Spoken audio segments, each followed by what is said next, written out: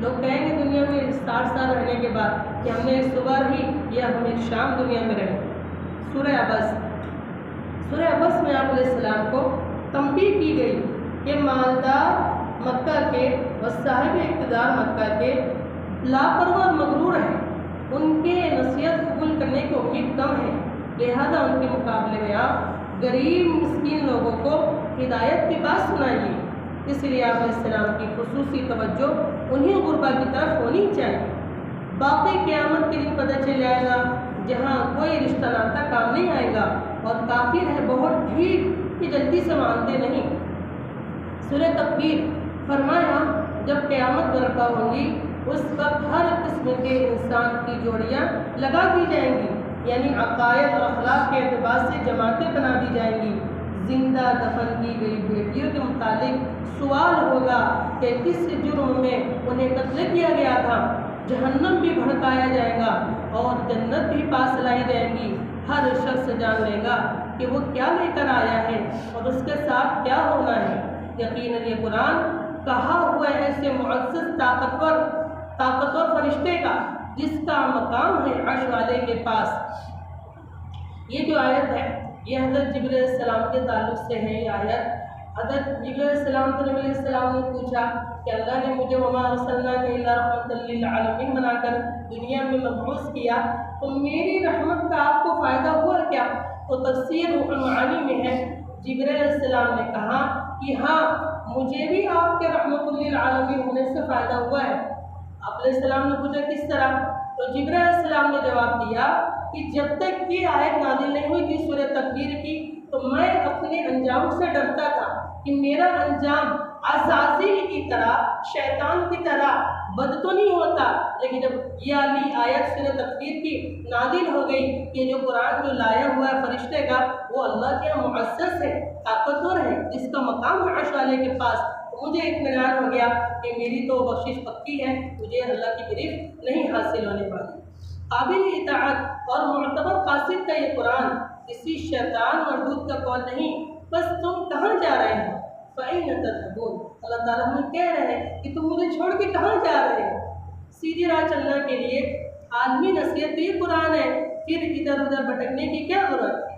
اللہ معاف کرے، ہم دیوبندی حضرات قرآن مجید کو تجوید سے بھی نہیں پڑھتے ہیں اور قرآن کو اس کو سمجھنے کی بھی ہمیں توفیق نہیں ہے۔ اگر قرآن کو سمجھ کر پڑھے تو ہر آیت میں مزہ آتا ہے۔ سورہ انفطار، جب آسمان پھٹے گا، ستارے بکھریں گے، سمندر ابل پڑیں گے اور قبریں کھلیں گی، تب تو ہر انسان اگلا پچھلا سب جان لے گا تو اے انسان کس چیز نے تجھے دھوکے میں ڈال رکھا ہے رب کریم کے تعلق سے۔ یا ایھا الانسان ما غرک بربک الکریم، کس چیز نے تجھے دھوکے میں ڈال رکھا ہے تیرے کریم رب سے جس نے تجھے وجود بخشا، موہنی سی صورت دی۔ یاد رکھ فرشتے کرامن کاتبین تیری ہر فائل تیار کر رہے ہیں، یقیناً جزا و سزا کا سامنا بھی ہوگا ایسے دن میں جس میں کسی کو کسی پر کوئی اختیار نہ ہوگا، صرف اللہ کا حکم چلے گا۔ سورہ مطففین، بربادی ہے ناپ تول میں ڈنڈی مارنے والوں کے لیے کہ خود لینا ہو تو پورا ناپ کر لے اور جب دینا ہو تو گھٹا کر دے۔ یاد رکھیں تمام لوگوں کو پروردگار عالم کے سامنے کھڑا ہونا ہے اور جہنم اور جنت کا فیصلہ بھی اللہ کرے گا۔ اس دن اہل ایمان کافروں کی ہنسی اڑائیں گے، مسیحیوں پر بیٹھے دیکھ رہے ہوں گے کہ اب بدلہ پایا ہے کافروں نے اپنی کرنی کا۔ آج کافر اور اہل مکہ نبی علیہ السلام کو صحابہ کو اس میں تسلی ہے، وہ صحابہ کو مذاق اڑاتے تھے اور قیامت کے دن صحابہ کافروں پر ہنسیں گے۔